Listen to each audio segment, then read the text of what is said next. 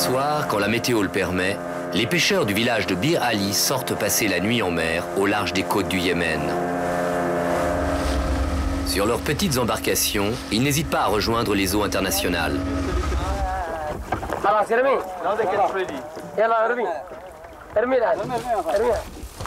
À la tombée de la nuit, Rachid et ses cousins stoppent les moteurs et préparent leur matériel. Ils pratiquent ici la pêche au requin traditionnelle.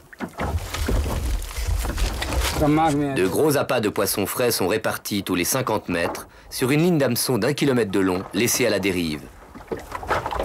Une technique de pêche pas aussi tranquille qu'elle n'en a l'air. La première fois, c'est vraiment difficile de capturer les requins. C'est vraiment dur parfois.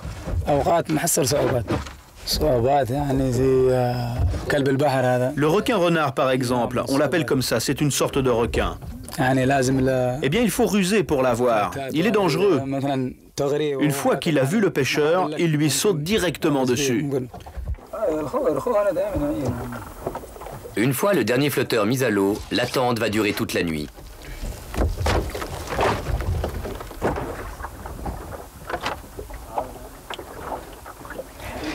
Le jour se lève, il est temps de rembobiner le fil. Malheureusement pour Rachid et ses cousins, le suspense tourne court. Cette fois encore, pas un seul requin n'a mordu à l'appât. Depuis quelques mois, le scénario a tendance à se répéter pour les pêcheurs.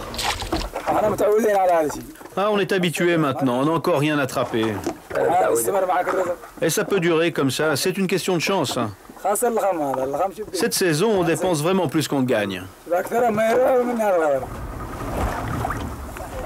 Pour sauver la sortie, Rachid espère que l'autre embarcation a eu plus de chance.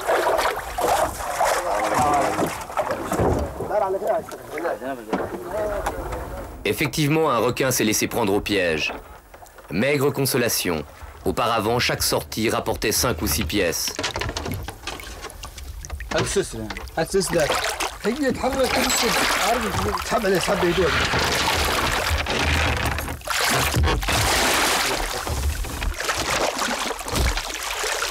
La technique de capture est brutale, mais au Yémen, on a toujours fait comme ça.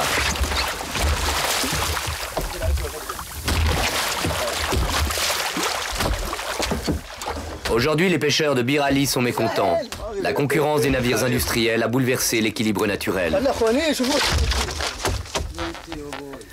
Il y a pourtant un décret officiel qui dit qu'on peut prendre 100 requins. Mais les gros navires en tuent plus et ils les ramènent en cachette.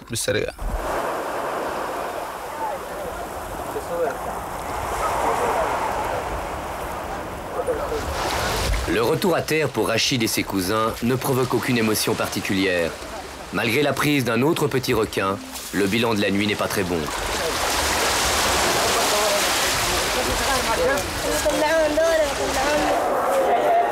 D'habitude, ce petit marché est animé, mais à Bir Ali, depuis quelque temps, la pêche tourne au ralenti.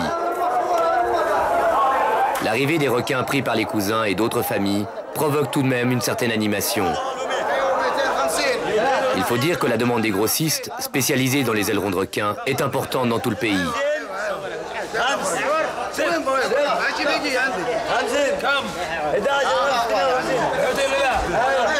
Finalement, à 50 $ pour les 2 pièces de la nuit, l'affaire est encourageante.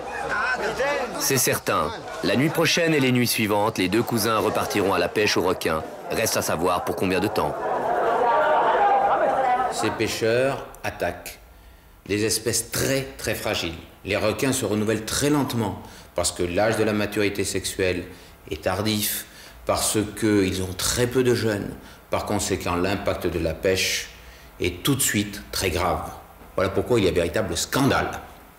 C'est que ces requins sont massacrés et les populations qui en vivent aujourd'hui vont être plongées dans la misère demain parce que certains veulent satisfaire leur palais. Le requin, roi des océans, est victime de sa réputation comme d'autres animaux, le tigre ou le rhinocéros. En consommer donnerait une certaine vitalité.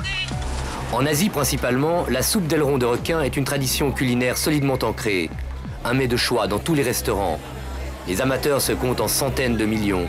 Une foule immense, ignorante ou indifférente, coupable collectivement de la disparition programmée d'une espèce animale.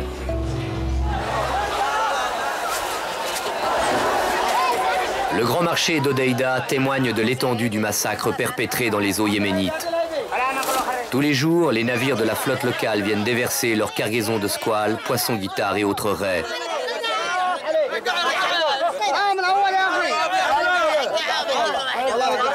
Une pêche intensive sans aucun contrôle. Au Yémen, la loi est facilement contournée. Sur le marché, 2 experts yéménites mandatés par les Nations Unies tentent de se faire une place. Leur mission, observer, rapporter et tenter de convaincre les pêcheurs de préserver leurs ressources.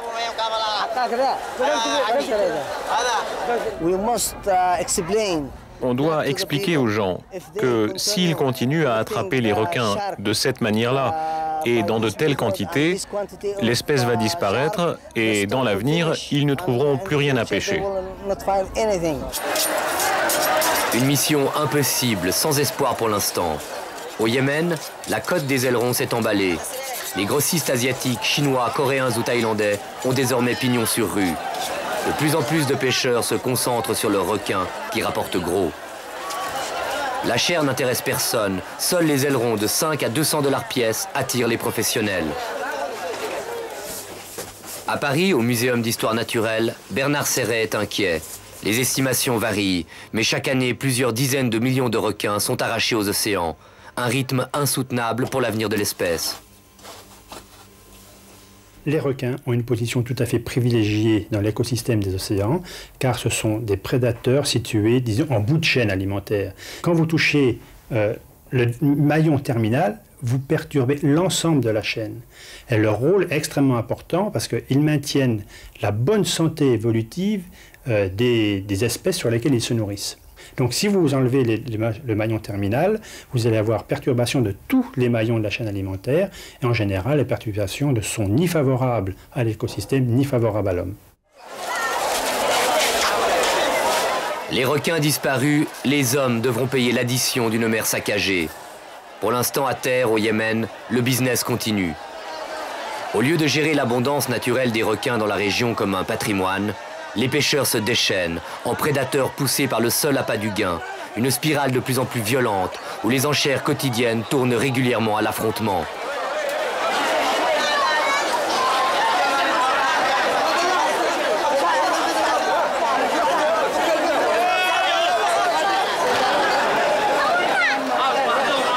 Spectaculaire, l'exemple yéménite est révélateur de la mentalité de la majorité des pêcheurs de la planète. Ils sont tous bien conscients qu'ils sont en train de tuer la poule aux œufs d'or, mais je dirais que c'est un petit peu dans la mentalité du pêcheur, hein, c'est le maximum de profit en minimum de temps, et ils n'arrivent pas à se projeter dans l'avenir, comme un agriculteur par exemple, et donc tant qu'il y en a, on pêche. Aujourd'hui, l'offensive contre le requin est généralisée. Des côtes africaines à l'océan Indien en passant par les Galapagos, le massacre est organisé pour répondre à la demande. Les flottes de pêche asiatiques semblent avoir pour mission de vider la mer le plus vite possible. Loin des caméras, les pires méthodes de pêche sont employées. Difficile de monter à bord désormais des navires qui écument les océans. Il faut maintenant faire appel à l'hélicoptère ou aux rares images récupérées auprès des pêcheurs. Constatation, l'imagerie populaire voulait que le requin soit un symbole de sauvagerie. Visiblement, la sauvagerie a changé de camp.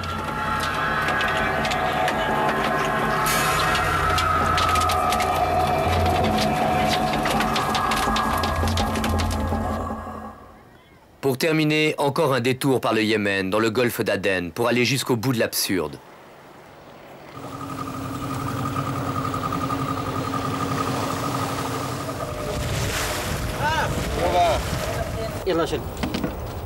Ici aussi, le boom du marché du requin a bouleversé la vie traditionnelle, au point que les pêcheurs en ont perdu le sens commun. Mohamed et ses frères sont parmi les plus démunis. Pour avoir leur part du gâteau, ils ont décidé de jeter leurs filets tout près de la côte, juste sur une zone de reproduction des requins. En pêchant ici, la famille menace directement la survie de l'espèce. Mais ces pêcheurs estiment qu'ils n'ont pas le choix. Les conditions de vie sont très difficiles chez nous. On est très pauvres. Nous sommes obligés de pêcher ces petits requins pour notre quotidien. On aime attraper ces petits requins, on répond à la demande. C'est accepté ici. Ce n'est pas interdit, on nous permet de pêcher partout. Il n'y a vraiment aucun endroit interdit. $1 pièce, un revenu dérisoire, mais c'est toujours ça de gagner.